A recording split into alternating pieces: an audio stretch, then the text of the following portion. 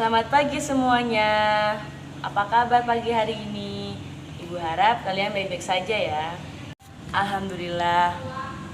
Baiklah, sebelum memulai pelajaran hari ini, marilah kita terlebih dahulu membaca Al-Fatihah.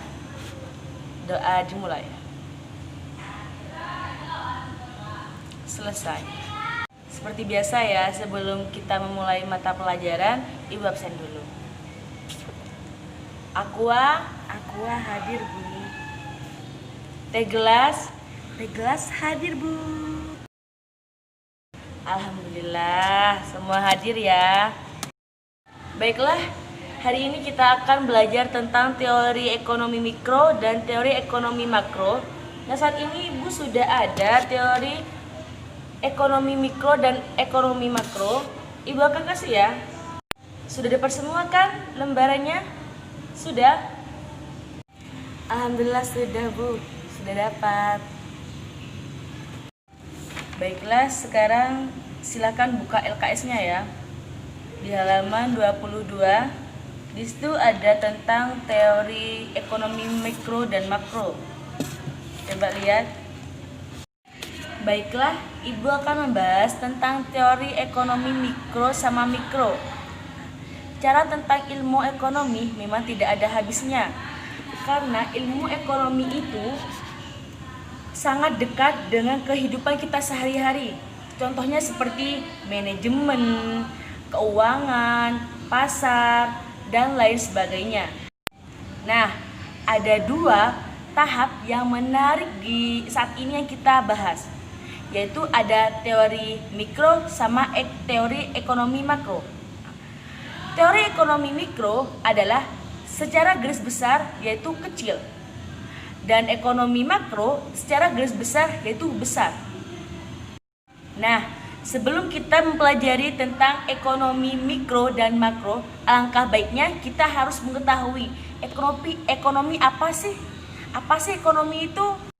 Ekonomi adalah ilmu sosial yang mempelajari tentang aktivitas manusia yang berhubungan dengan distribusi, konsumsi,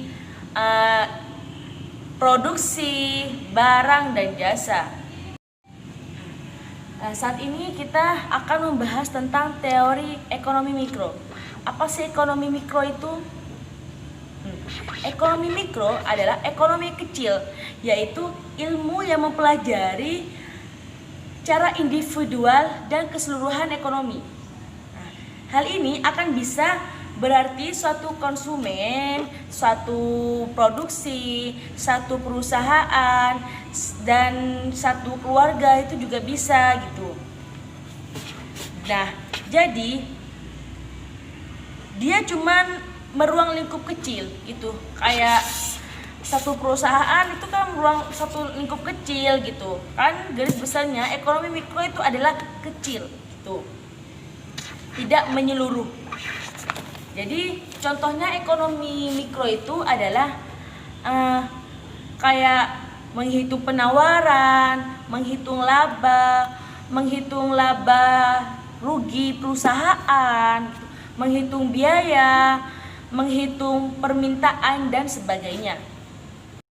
Ekonomi mikro sangat penting untuk mengukur dan menganalisis tingkat pertumbuhan ekonomi masyarakat dalam lingkup kecil dan negara, bahkan internasional dalam lingkup yang lebih luas.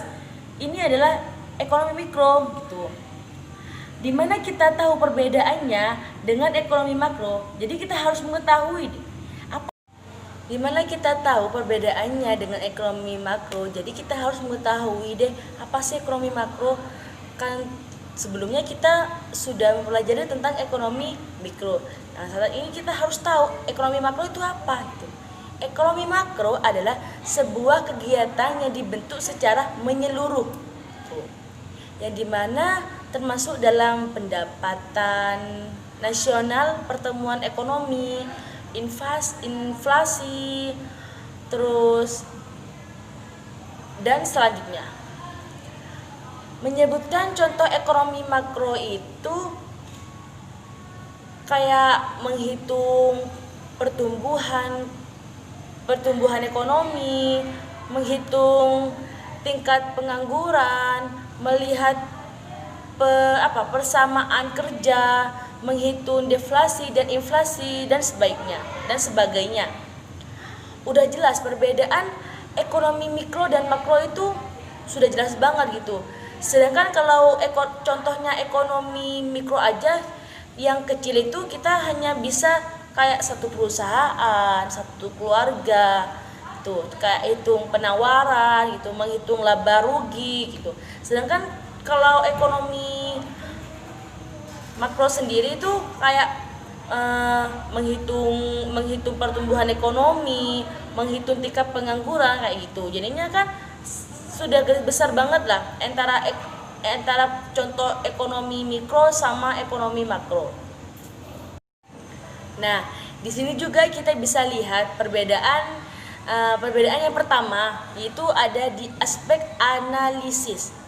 Dari penggunaan istilahnya dengan makro memiliki perbedaan yang cukup atau ruang lingkup daripadanya, dan ekonomi mikro mempunyai variabel-variabel ekonomi dalam ruangan yang kecil. Sebaiknya sedangkan ekonomi makro yaitu mempelajari variabel-variabel ekonomi dalam ruang yang lebih luas dibandingkan ekonomi mikro. Kan sudah jelas kan kan Ibu sudah jelaskan dari pertama kalau ekonomi artinya ekonomi mikro garis besarnya itu adalah kecil gitu. Kalau yang ekonomi makro itu besar gitu kan. Kalau ekonomi mikro ini fokus pada 3 konsep. Apa saja 3 konsep itu? 3 konsep dasar itu apa saja? Yaitu teori produksi, teori harga, dan teori distribusi. Itu 3 konsep dasar yang dimiliki oleh ekonomi mikro. Bu, saya mau nanya, kebijakan apa yang diambil pemerintah dalam menghadapi masalah konteks ekonomi mikro? Oke, Ibu saat ini akan menjawab pertanyaannya yang pertama, yaitu kita menggunakan kebijakan Visikat monitor dalam segi penawaran, terus energi penerapan neraca maupun pembayaran. Gitu. Kalau menghitung laba rugi dari sebuah perusahaan itu contohnya dari ekonomi mikro ya, Bu. Nah, betul sekali. Cukup sekian pelajaran hari ini, semoga bermanfaat untuk kehidupan sehari-hari kita. Sebelum pulang kita baca doa dulu.